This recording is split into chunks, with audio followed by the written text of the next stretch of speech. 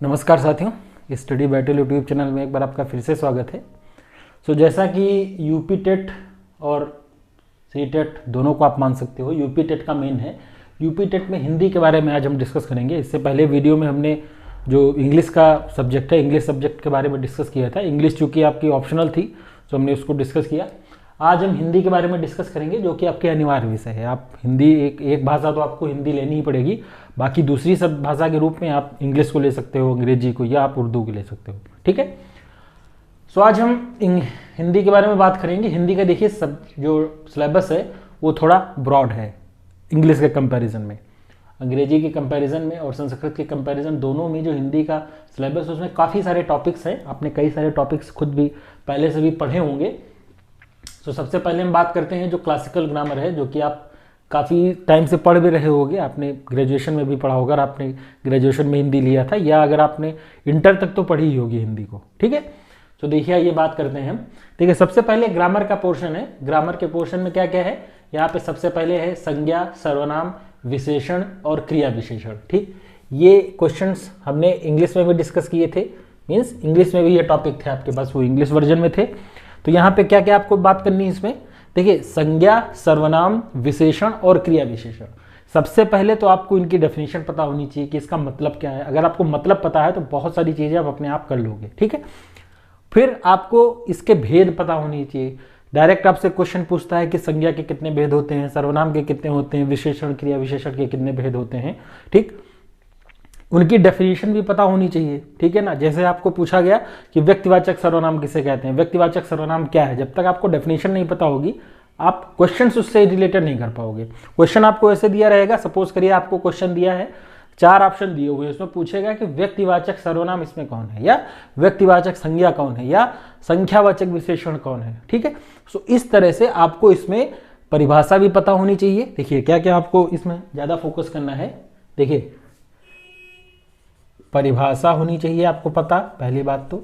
ठीक, फिर है आपको भेद पता होनी चाहिए कि उसके कौन कौन से भेद हैं, और उदाहरण। ठीक, उदाहरण, इन 3 पे आपको ज़्यादा फोकस करना है जब हम इन तीनों की बात कर रहे हैं। ठीक है। संज्ञा, सर्वनाम, विशेषण और क्रिया विशेषण। ठीक है। जैसे आपको क्वेश्चन दे दिया जाएगा कि भाववाचक संज्ञा का उदाहरण है, 4 आपको ऑप्शन दिए रहेंगे, आपसे पूछेगा कि भाववाचक संज्ञा का उदाहरण निम्न में से कौन सा है, या व्यक्तिवाचक सर्वनाम का उदाहरण कौन है, या परिमाणवाचक विशेषण का उदाहरण कौन है। तो ये तो आपको पता होनी चाहिए, प्लस आपको पहचानना भी आना चाहिए कि परिमाण, जैसे हमने पूछा कि संख्यावाचक विशेषण कौन सा होगा या परिमाणवाचक विशेषण कौन सा हो गया। सपोज करिए आपको कहीं पे दिया हुआ है कि उसने बहुत कम खाना खाया। ठीक, तो इसमें विशेषण क्या है, तो कम खाना, मतलब खाना, उसने बहुत कम खाना खाया, मतलब खाना खाया विशेषण हो गया, विशेष क्या हो गया कि बहुत कम। ठीक, तो वो आपका परिमाणवाचक विशेषण हुआ। ठीक, उसने 2 किलो अंगूर खरीदे। सो 2 किलो अंगूर, यहाँ पे जो 2 किलो हो गया वो आपका संख्यावाचक विशेषण हो गया। सो इस तरह से आपको उसके एग्जाम्पल भी पता होने चाहिए, और कैसे हम उसको पता करेंगे। अगर क्वेश्चन एग्जाम में आता है तो आप कैसे उसको डिफाइन करोगे, या कैसे आप पता लगाओगे कि संख्यावाचक विशेषण होगा कि परिमाणवाचक होगा, या जैसे संज्ञा की बात करें तो भाववाचक संज्ञा होगी, या व्यक्तिवाचक संज्ञा होगी, समूहवाचक संज्ञा होगी। तो ऐसे आपको ध्यान रखना है। ठीक, तो इन तीनों पे आपका फोकस रहना चाहिए। परिभाषा चूंकि आपको पता होगी तभी आप वहां पे आइडेंटिफाई कर पाओगे कि कौन सा उदाहरण है। फिर उसके भेद पता होने चाहिए। डायरेक्ट भेद पूछता है कि संज्ञा के कितने भेद होते हैं, या संज्ञा के कितने प्रकार होते हैं, प्लस उसके उदाहरण आपको पता होने चाहिए। कैसे आप उदाहरण का ही ज्यादा क्वेश्चन आता है। फिर भेद का आ सकता है, भेद से आपसे डायरेक्ट क्वेश्चन पूछेगा, मैंने पहले भी बता दिया। ठीक, फिर हम बात करेंगे संधियों के बारे में। देखिए संधियां 3 तरह की हैं। ठीक है, देखिए एक सेकेंड, संधियों के बारे में भी क्वेश्चन बहुत सारे आते हैं। मीन्स आपको डायरेक्ट संधि दे देगा, या आपको एक उदाहरण दे देगा। जैसे गजेंद्र दे दिया, सो गजेंद्र का उदाहरण दे देगा, और फिर पूछेगा इसमें कौन सी संधि है, या गजेंद्र का संधि विच्छेद क्या होगा, या डायरेक्ट आपसे पूछेगा कि सूत्र भी पूछ सकता है, जैसे यण स्वर संधि का सूत्र क्या हो गया। सो आपको संधियों में देखिए कौन कौन सी संधि करनी है। एक तो हो गया स्वर संधि। ठीक, स्वर, व्यंजन, ये आप सिलेबस में देखिएगा, सिलेबस में ऐसे ही दिया हुआ है। ठीक, और विसर्ग, ये 3 है यहाँ पे, स्वर, व्यंजन और विसर्ग। संधियों के केस में, संधियों के केस में आपको उदाहरण भी पता होनी चाहिए, सूत्र भी उसका पता होना चाहिए, और एग्जाम्पल तो वहाँ पे आपसे पूछा ही जाता है। आपसे डायरेक्ट कह देगा कि जैसे दे दिया उसने विद्यार्थी या विद्यालय में कौन सी संधि है, स्वर संधि है, व्यंजन संधि है, विसर्ग संधि है, या इनमें से कोई नहीं। तो इस तरह भी आपको पता होना चाहिए, ठीक है। ये संधियों के बारे में हो गया। और देखिए ये जो हमने बात करी संज्ञा, सर्वनाम, विशेषण, क्रिया विशेषण, यहाँ से लगभग आपके 5 क्वेश्चन होंगे, ठीक है ना। 4 से 5 क्वेश्चन आपको यहाँ मिलेंगे। संधि, समास, अलंकार, वाच्य, वचन, कम से कम 5 क्वेश्चन आपको यहाँ से मिल जाएंगे, ठीक है ना। 4 से 5 क्वेश्चन आपको यहाँ से भी मिल जाएगा। संधि में हमने बता दिया स्वर, व्यंजन, विसर्ग संधि आपको पता होनी चाहिए। कैसे आइडेंटिफाई करेंगे, आइडेंटिफाई करने का मतलब है आपको सूत्र पता होना चाहिए। अगर आपको सूत्र पता है तो आप आइडेंटिफाई कर लोगे, ठीक है। जैसे अयाद स्वर संधि हो गया, गुड़ स्वर संधि हो गया, वृद्ध स्वर संधि हो गया, स्वर संधि में व्यंजन संधि हो गया आपका, और विसर्ग संधि हो गया। 3 आपके यहाँ पे सिलेबस में है। फिर यहाँ पे समास के बारे में आपको पता होना चाहिए, समास क्या है, समास की डेफिनेशन पता होनी चाहिए, पूछ सकता है। और समास की परिभाषा, जो प्रकार हैं उसके, ठीक है। जैसे 5 या 6 सर्वनाम जो ज़्यादा पूछे जाते हैं, 5-6 समास हैं जो ज़्यादा पूछे जाते हैं। जैसे आपका बहुब्रीहि समास हो गया, द्वंद्व समास हो गया, द्विगु समास हो गया, और आपका कर्मधारय और तत्पुरुष अव्ययी भाव। ओके, तो ये 5-6 जो समास हैं वो ज़्यादा आपसे पूछे जाते हैं, ठीक है। तो इनको आप याद कर लीजिएगा, मीन्स देख लीजिएगा कि परिभाषा आपसे पूछी जा सकती है। डायरेक्ट आपको एग्जाम में क्वेश्चन दिया जा सकता है, आपसे पूछेगा कि जैसे उसने पूछा नीलकमल में कौन सा समास है, ठीक है ना। और भी इस तरह से पूछ सकता है गजानन में कौन सा समास है। और देखिए अगर आपको सूत्र पता है, सूत्र इन द सेंस है कि आपको परिभाषा अगर उसकी पता है कि कैसे हम उसको डिफ्रेंशिएट करेंगे, जैसे कर्मधारय समास में कैसे हम उसको अलग करेंगे, कर्मधारय समास को कैसे हम पहचानेंगे, द्विगु समास को कैसे पहचानेंगे, द्वंद्व समास को कैसे पहचानेंगे।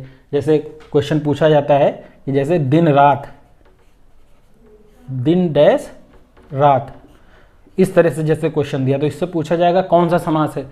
तो जिसमें योजक चिन्ह का प्रयोग हुआ हो तो उसको हम द्वंद्व समास कहते हैं, ठीक। जहाँ पे संख्यावाचक हो, जैसे पहला शब्द संख्या होगा, दूसरा उसकी विशेषण होगा, तो उसको हम कहेंगे द्विगु समास कहेंगे, ठीक है। द्विगु समास जैसे आपसे पूछा जाए चौराहा, ठीक।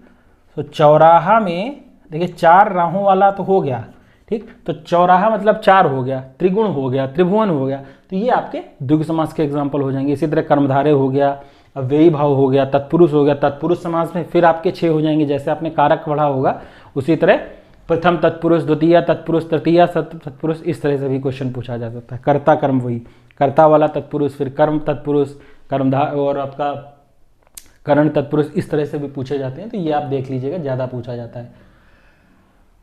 अलंकार में आपके 5 या 6 अलंकार हैं। यमक अलंकार है, अनुप्रास है, उत्प्रेक्षा है, रूपक है, और उपमा अलंकार है। ये 5 अलंकार आपके ज़्यादा पूछे जाते हैं। इनकी परिभाषा पूछी जा सकती है, और कैसे हम इसको आइडेंटिफाई करेंगे, पहचानेंगे कैसे। जैसे आपसे कोई एग्जांपल दिया जा सकता है कि अलंकार आपको पहचानना है, ठीक है। आपको 2 लाइनें दे दी जा सकती, किसी कोई पोएम की, किसी कविता की 2 लाइनें दे देगा, आपसे पूछेगा कि इसमें कौन सा अलंकार है, ठीक है ना। तो ऐसे क्वेश्चन आपसे पूछा जा सकता है। फिर वाच्य का क्वेश्चन पूछे। वाच्य जो है आपका, इसमें देखिए प्राइमरी और जूनियर दोनों को मिला के सिलेबस लिखा गया है। अब आप सिलेबस देख के तैयार करिएगा कि कहाँ पे आप ज़्यादा फोकस कर रहे हो। मीन्स अगर आप प्राइमरी का ज़्यादा फोकस कर रहे हो तो आप सिलेबस देख के एक बार तैयार करिएगा। जैसे वाच्य और वचन है तो ये जूनियर के सिलेबस में है, प्राइमरी के सिलेबस में वाच्य और वचन आपके नहीं है। वचन का मुझे नहीं ध्यान, लेकिन वाच्य आपका जूनियर के सिलेबस में है। सो कर्मवाच्य, कृतवाच्य, भाववाच्य, ऐसे आप देख लीजिएगा। परिभाषा, उदाहरण इसके कैसे पहचाना जाता है। प्लस आपका वचन है, ओके, पुल्लिंग है, स्त्रीलिंग है, नपुंसक लिंग है, कैसे उसको पहचानेंगे, तो वो भी आपसे पूछा जा सकता है, ठीक। तो ये थोड़ा सा उस तरह के टॉपिक्स हैं जो आपने पढ़े भी होंगे, और इधर के कंपैरिजन में थोड़ा सा आसान पड़ेगा, क्योंकि इधर जब आप बात करेंगे, जैसे इंग्लिश में हमने बात करी थी, विलोम है, पर्यायवाची है, अनेकार्थी है, वाक्यांश के लिए एक शब्द है, तो बहुत सारे, 1-2 नहीं है, कम से कम हजारों की संख्या में है, ठीक है ना। तो ये आप याद करने वाला है। लेकिन ये है, ये आप अगर एक बार समझ लोगे, याद इसमें भी आपको करना पड़ेगा। जैसे फार्मूला आपको संधियां हैं तो उसमें यण स्वर संधि का फार्मूला क्या होगा, तो संधियां याद तो आपको करना पड़ेगा, लेकिन यहाँ की अपेक्षा आपको कम याद करना पड़ेगा, यहाँ पे ज़्यादा याद करना पड़ेगा। तो यहाँ से आपको बहुत ज़्यादा तो कम से कम 7 से 8 क्वेश्चन या 9 क्वेश्चन तक मिल सकेंगे, ठीक। 7 से 8 क्वेश्चन आपको यहाँ मिलेंगे। फिर हम बात करते हैं विलोम शब्द के बारे में। विलोम, पर्यायवाची, अनेकार्थी, वाक्यांश के लिए एक शब्द, मुहावरे, लोकोक्तियाँ, शुद्ध अशुद्ध वाक्य मीन्स आपको शब्द दिया रहेगा और आपसे पूछेगा शुद्ध शब्द कौन सा। चार, जैसे इंग्लिश में हमने बात करी थी वैसे ही लगभग है आपका सिलेबस। इंग्लिश में भी जैसे आपको स्पेलिंग मिस्टेक का होगा या सही शब्द आपको चुनना होगा, तो इसमें कोई शब्द 4 दे दिए जाएंगे, आपसे पूछा जाएगा शब्द सही शब्द कौन है, या 4 में से कौन सा शब्द गलत दिया हुआ है, मीन्स उसकी जो त्रुटि है वो कहाँ पे है। तो शुद्ध अशुद्ध वाक्य भी हो सकते हैं या शब्द भी हो सकता है, कोई शब्द भी हो सकता है, वाक्य भी दिया जा सकता है। 4 वाक्य आपको दिए जाएंगे, आपको पूछा जाएगा व्याकरण की दृष्टि से। उसमें जो अशुद्धि हो सकती है वो संज्ञा की हो सकती है, सर्वनाम, विशेषण, वचन, वाच्य, किसी भी तरह की अशुद्धि हो सकती है, तो वो आपको देखना पड़ेगा यहाँ से। ठीक है, यहाँ से भी आपको कम से कम 7 से 8 क्वेश्चन ही मिलेंगे। ठीक, 10 क्वेश्चन तक भी आपको मिल सकते हैं, इधर से भी 10 क्वेश्चन तक मिल सकता है, मैक्सिमम 10 क्वेश्चन आपको यहाँ से मिल सकते हैं। ठीक, सो विलोम शब्द ये तो बहुत सारे हैं, ये तो याद ही करना होगा, मैंने पहले भी बताया। पर्यायवाची शब्द, बहुत सारे पर्यायवाची शब्द हैं, जितने आप याद कर सके हो पहले से ठीक है, आप रिवाइज कर लेना।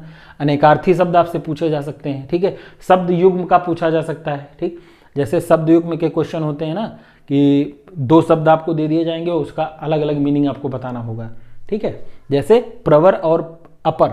ठीक है, ये पूछा गया है प्रवर डैश अपर, अवर शायद ये इस तरह है, तो आपसे पूछा जाएगा कि दोनों का अलग अलग मीनिंग बताइए। सो इस तरह से शब्द युग्म, यहाँ इसको यहाँ पे ऐड कर देते हैं हम कहीं पे, शब्द युग्म का टॉपिक आपसे पूछा जाता है, 1-2 क्वेश्चन यहाँ से पूछ लिए जाते हैं।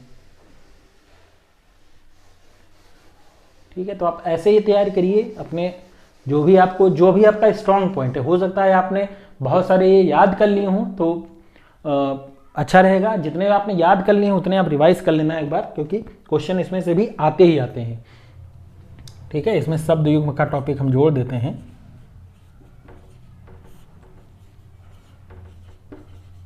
शब्द युग्म, ठीक है, ऐसे भी क्वेश्चन आपसे पूछा जा सकते हैं। शुद्ध और वर्तनी वाक्यांश के लिए एक शब्द, ये तो हमने कराए भी थे, आपको अपने चैनल की प्लेलिस्ट में देखिएगा। अनेकार्थी शब्द हमने कराए, सॉरी वाक्यांश के लिए एक शब्द, कई सारे वीडियो हमने कराए हैं। और हिंदी जो विलोम शब्द है, हिंदी की एक प्लेलिस्ट है, उसमें आप चैनल की प्लेलिस्ट में जाके देखिएगा, आपको विलोम शब्द और वाक्यांश के लिए एक शब्द, ये दोनों चीज़ें मैंने काफ़ी सारी कराई भी हैं। और हमने उसी तरह के शब्द लिए हैं जो आपने कम पढ़े हों या हो सकता है ना पढ़े हों, तो थोड़ा सा टफ वाले हैं, टफ इन द सेंस कि आपने पढ़े नहीं होंगे हो सकता, तो उसमें हमने उनको इंक्लूड किया है, आप उनको कर सकते हैं। मुहावरे और लोकोक्तियाँ भी देखिए, मुहावरे लोकोक्तियाँ भी, मुहावरे तो एक बार फिर थोड़ा आसान पड़ते हैं, लेकिन लोकोक्तियों का जो मतलब है अर्थ निकालना थोड़ा सा टफ हो जाता है। ठीक, तो इसको भी आप करेंगे। और मुहावरे लोकोक्ति लगभग आपको 2-2 क्वेश्चन यहाँ से मिल जाएंगे, 2-2 इस तरह से 2-2 क्वेश्चन आपको मिलेंगे। शुद्ध अशुद्ध शब्द वाक्य का हमने डिस्कस कर लिया। तत्सम तद्भव शब्द, तत्सम तद्भव थोड़ा सा आसान पड़ेगा अगर आपने पहले से पढ़ा हुआ है, बाकी की कंपैरिजन में तत्सम तद्भव आप एक बार जल्दी कर सकते हो अगर आपने एक बार पढ़ा हुआ है। ओके, या तत्सम तद्भव में भी आपको तत्सम दिया रहेगा तो तद्भव पूछ लेगा, या क्वेश्चन ऐसे दे दिया जाता है कि निम्न में से कौन सा तत्सम शब्द नहीं है। ठीक है, या कोई शब्द दे दिया जाएगा, जैसे घी दे दिया। ओके, तो घी पूछेगा ये किस तरह का शब्द है, तत्सम है, तत्सम है, तत्सम, तद्भव, देशज, विदेशज, संकर, इस तरह से क्वेश्चन आपसे पूछे जा सकते हैं। और आपसे पूछ लिया जाएगा कि निम्न में से कौन सा तत्सम शब्द है, या कौन सा तत्सम शब्द नहीं है, या कौन सा तद्भव है, कौन सा तद्भव नहीं है। तो इस तरह से भी क्वेश्चन आपसे कई तरह के क्रमचय संचय बना के आपसे क्वेश्चन जो है यहाँ से पूछे जाते हैं। ठीक, तो दायरा इसका भी बड़ा है, लेकिन अगर आपने पहले से किया हुआ है तो आप एक बार इसको कर सकते हो। प्रत्यय, उपसर्ग और देशज शब्द, देखिए ये जब हम बात करेंगे, अभी यहाँ हम बात करेंगे, यहाँ बता देंगे। सो प्रत्यय और उपसर्ग क्या है, डेफिनेशन आपको पता ही होगी, और एग्जाम्पल से ही क्वेश्चन ज़्यादातर आते हैं कि प्रत्यय कहाँ पे यूज़ होगा। और क्वेश्चन आपको दे देगा, जैसे उपहार दे दिया, ठीक है, उपहार शब्द दिया है और आपसे पूछेगा कि इसमें कौन सा उपसर्ग है। ठीक है, ठीक है, और आपको दे देगा कि हार, निम्न में से किस शब्द में हार उपसर्ग नहीं लगा हुआ है, या हार प्रत्यय नहीं लगा हुआ है, या लगा हुआ है। तो 4 ऑप्शन आपको यहाँ पे भी 4 ऑप्शन दे दिए जाएंगे, आपसे पूछेगा कि किसमें हार उपसर्ग नहीं लगा हुआ है या किसमें लगा हुआ है। तो इस तरह से कई सारे शब्द हैं, वो आपसे पूछा जा सकता है। ठीक है, तो ये डिस्कस करने के पीछे जो मकसद है कि आप ये जान सके कि किस तरह के क्वेश्चन आपके एग्जाम में आते हैं। ठीक, बाकी क्वेश्चन इसमें अगर आपने प्रीवियस ईयर के क्वेश्चन पेपर सॉल्व किए हो तो उसमें आपको ये भी मिलेगा कि क्वेश्चन रिपीट होने के चांसेस कम रहते हैं, लेकिन यहाँ से क्योंकि इसमें बहुत सारे जैसे विलोम शब्द इतने सारे हैं तो रिपीट होने की चांस कम है।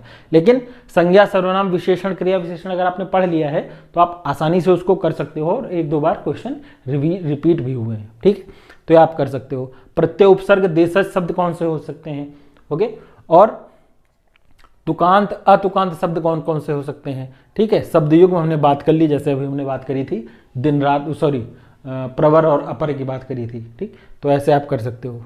ये व्याकरण के बारे में हुआ। फिर हम बात करते हैं, देखिए विराम चिन्ह एक टॉपिक है जो आपका जूनियर में है। ठीक है ना, कारक विभक्ति, इसके बारे में विराम चिन्ह जितने हैं उनका कभी कभी आपसे डायरेक्ट चिन्ह पूछ लेता है कि जैसे योजक का चिन्ह क्या है, योजक चिन्ह को हम कैसे दर्शाते हैं। ठीक है, अल्प विराम का प्रयोग कहाँ पे किया जाता है, अर्ध विराम का प्रयोग कहाँ किया जाता है, या डायरेक्ट आपसे एक सेंटेंस दे देगा। ठीक, यहीं पे इसी में हम बात कर लेते हैं जो हमने बात करी अभी, ये शुद्ध अशुद्ध शब्द में आपसे पूछेगा कि निम्न में से किस वाक्य में विराम चिन्ह गलत लगा हुआ है। 4 आपको सेंटेंस दे देगा और आपसे पूछेगा कि विराम चिन्ह की अशुद्धि किस सेंटेंस में है।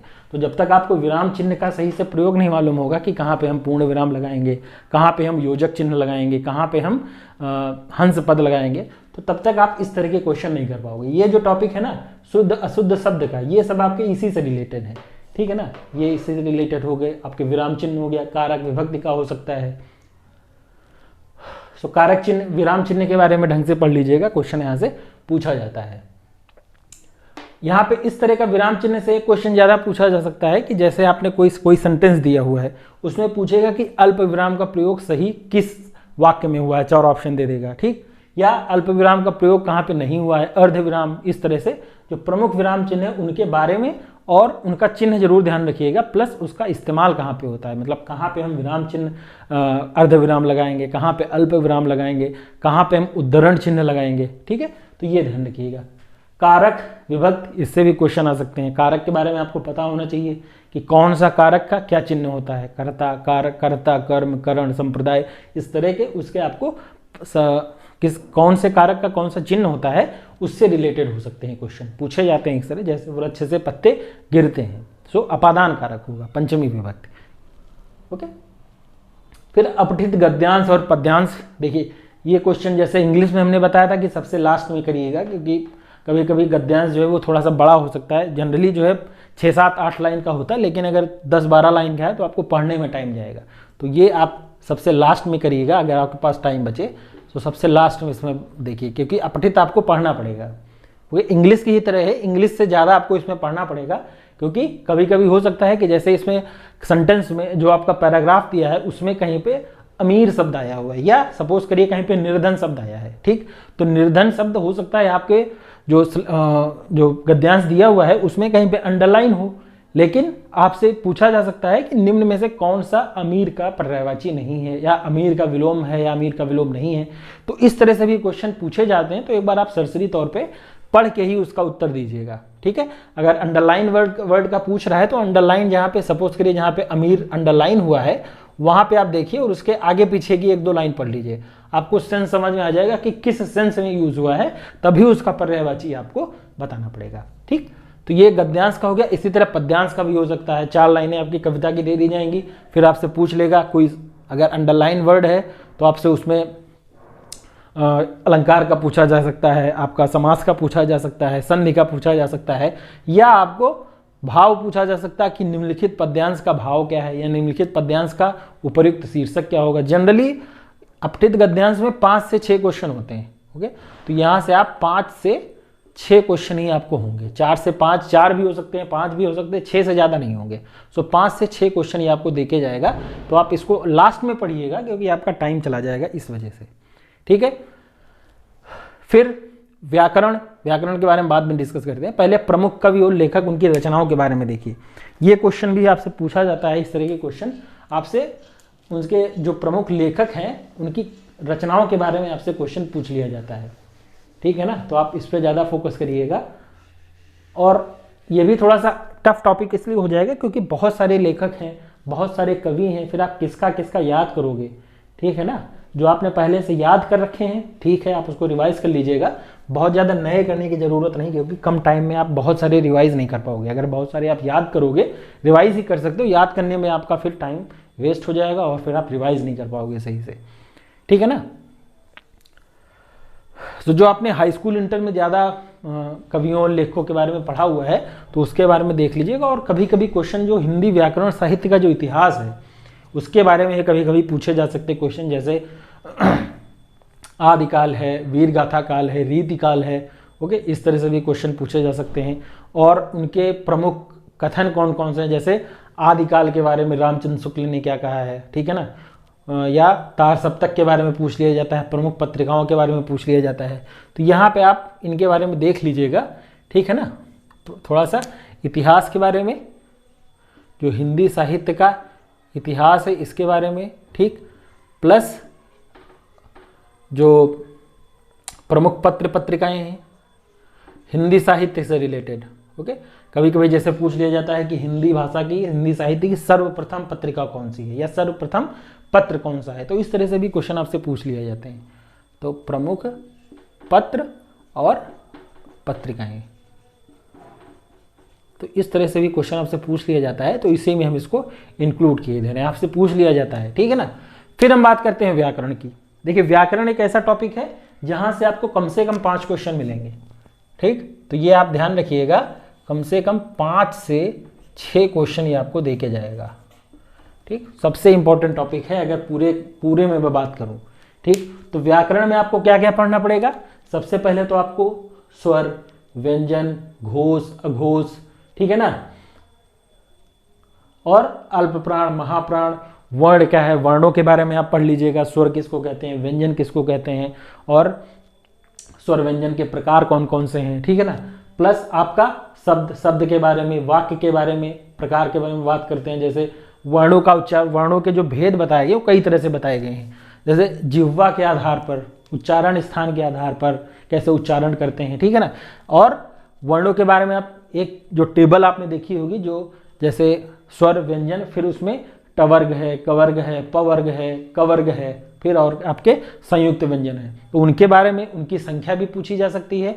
फिर कौन सा, किस भी कोई एक पूछा जाए, जैसे आपसे पूछा गया ना, पूछा गया, ठीक, ये पूछा गया ना का उच्चारण स्थान है या का उच्चारण स्थान है, तो इस तरह से भी आपसे क्वेश्चन डायरेक्ट पूछे जाते हैं। तो आप उस टेबल को ध्यान रखिएगा, उस टेबल में ही आपको दिया रहता है। टेबल आप नेट से भी प्राप्त कर सकते हो या किसी बुक में अगर आपने पढ़ा हो तो बुक से आप देख सकते हो, उसमें आपको डायरेक्ट ऐसे ही दिया रहता है, ठीक है ना।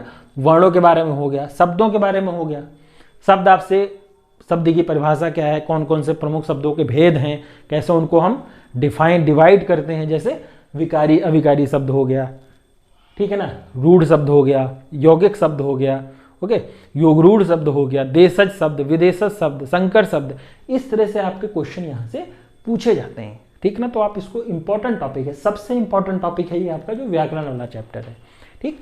फिर इसमें वाक्य कौन कौन से होते हैं, संयुक्त वाक्य हो गया, ठीक है ना, मिश्रित वाक्य हो गया, साधारण वाक्य हो गया, उद्देश्य विधेयक के बारे में, जिसको इंग्लिश में हम सब्जेक्ट और प्रेडिकेट कहते हैं, तो वैसे ही आपको याद पढ़ना पड़ेगा। वाक्यों में डायरेक्ट पूछ लेता है आपसे, कोई सेंटेंस दे देगा, कोई एक वाक्य इंग्लिश की तरह जैसे हमने बात करी थी वैसे ही, कोई आपको साधारण वाक्य दे देगा, बताएगा, इसको कहेगा कि इसको संयुक्त वाक्य में बदलिए या मिश्रित वाक्य में बदलिए, तो इस तरह से भी क्वेश्चन यहाँ से पूछे जा सकते हैं। फिर उच्चारण स्थान हमने बता दिया कि जिह्वा के आधार पर तालु, इनसे कौन कौन से दंत हो गया, ओष्ठ हो गया, तालु हो गया, मूर्धा हो गया, जिह्वा हो गया, तो उसके आधार पर भी आपसे क्वेश्चन इस तरह से पूछा जा सकता है। कम से कम 1 से 2 क्वेश्चन तो यहीं से आते हैं, उच्चारण स्थान से, कि किस वर्ण का उच्चारण स्थान कहाँ से होता है, ठीक है। संयुक्त व्यंजनों को देख लीजिएगा, छ, त्रंग, ज्ञा, देखिए छ, त्र और ज्ञा प्लस री, ठीक, ये 4 संयुक्त व्यंजन हैं, आपको यहाँ पे ध्यान रखना है, इससे भी क्वेश्चन पूछे जा सकते हैं। प्लस ये किन 2 शब्दों के, किन 2 वर्णों के मेल से बने हुए हैं वो आप देख लीजिएगा, संयुक्त व्यंजनों के बारे में देख लीजिएगा। फिर यहाँ पे सघोष अघोष, देखिए क्या, सघोष और अघोष, अल्प प्राण महाप्राण के बारे में देख लीजिएगा। अल्प प्राण महाप्राण, जैसे अल्प प्राण में हो गया प्रत्येक वर्ग का पहला, तीसरा और 5वां जैसे एग्जाम्पल के तौर पे हम बात करें तो ऐसे आपसे क्वेश्चन पूछा जाता है, देखिए ठीक है ना। जैसे अल्प प्राण की बात करते हैं, देखिए अल्प प्राण हो गया इधर, और इधर आपका हो गया महाप्राण, ठीक। तो अल्प प्राण में क्या होता है, एक एग्जांपल के तौर पे हम आपको बता रहे हैं। अल्प प्राण में प्रत्येक वर्ग का, देखिए अल्प प्राण में हो जाएगा प्रत्येक वर्ग का पहला, तीसरा और पांचवां वर्ण। महाप्राण में कौन सा हो जाएगा, दूसरा और चौथा। या ऐसे याद कर सकते हो, जो सम संख्या वाले हैं या विषम संख्या वाले जो हैं वो आपके अल्प प्राण में चले जाएंगे, और जो महाप्राण है वो आपके सम संख्या वाले हो जाएंगे। जैसे हम बात करते हैं का हो गया, ठीक है, का, खा कहाँ चला जाएगा, इधर चला जाएगा, गा आपका यहाँ आ जाएगा, ठीक। फिर का, ख, ग, घा यहाँ आ जाएगा, और जो अंग है वो आपका यहाँ पे आ जाएगा। तो ये एग्जाम्पल के तौर पे है, कोई अल्प प्राण महाप्राण में इस तरह से आपसे पूछा जा सकता है। अब आपको डायरेक्ट क्वेश्चन पूछ लिया जाएगा, अगर आपने डीएलएड 4th सेमेस्टर के एग्जाम में भी इस तरह का क्वेश्चन आया था, हिंदी में भी, हिंदी या शायद पहले जो क्वेश्चन था, पहला पेपर जो था आरंभिक स्तर पे भाषा और गणित का इतिहास, भाषा और गणित का विकास, उससे क्वेश्चन आया था। तो जैसे आपसे पूछ लिया जाएगा कि खा, ऐसे वर्ड दिया रहेगा शब्द और अक्षर, खा का खा है, ठीक। आपसे पूछ लिया जाएगा अल्प प्राण है, महाप्राण है, घोष है, अघोष है, ठीक है। तो इस तरह से आपसे क्वेश्चन पूछे जा सकते हैं। तो प्रत्येक वर्ग का हो गया। जैसे चा पूछ ले, ठीक, छ, छा आपका कहाँ जाएगा, छा आपका यहाँ आ जाएगा, ठीक है ना। छा जो है वो आपका महाप्राण में आ जाएगा। तो इस तरह से आपको ध्यान रखना है। इसी तरह सघोष अघोष में भी है, ठीक है ना, प्रत्येक वर्ग का अक्षर है, आप देख लीजिएगा, सघोष अघोष के बारे में देख लीजिएगा, अल्प प्राण महा, इससे भी लगभग एक क्वेश्चन आपका मिलता है, ठीक है। तो ये इंपॉर्टेंट जो टॉपिक हुए, जो एग्जाम में आपसे जिनसे क्वेश्चन ज़्यादा पूछे जाते हैं, तो हमने आपको बता दिया। तो आप देख सकते हो जो व्याकरण है, लगभग व्याकरण से ही 3 से 4 क्वेश्चन आपको मिल जाएगा, ठीक। बाकी से आपको, क्योंकि 30 क्वेश्चन तो बनाने रहते हैं प्रत्येक मतलब प्रत्येक जो आपके टॉपिक हैं, जैसे हिंदी से हुआ तो 30 क्वेश्चन तो आने ही आने हैं। तो 30 में हो सकता है कभी आपका इस पोर्शन से ज़्यादा आ जाए, यहाँ से कम हो जाए, या यहाँ से कम हो जाए, या यहाँ से ज़्यादा हो जाए, यहाँ से कम हो जाए। तो ऐसे ही आपका कॉम्बिनेशन चलता रहता है। लेकिन एक बैलेंस, जब पेपर बनता है तो एक बैलेंस करके पेपर बनता है, ठीक। तो आप इसको रिवाइज कर लीजिएगा, देख लीजिएगा। अगर कोई दिक्कत हो तो हम कमेंट कर दीजिएगा, अगले वीडियो में हम उसको सही कर देंगे। धन्यवाद।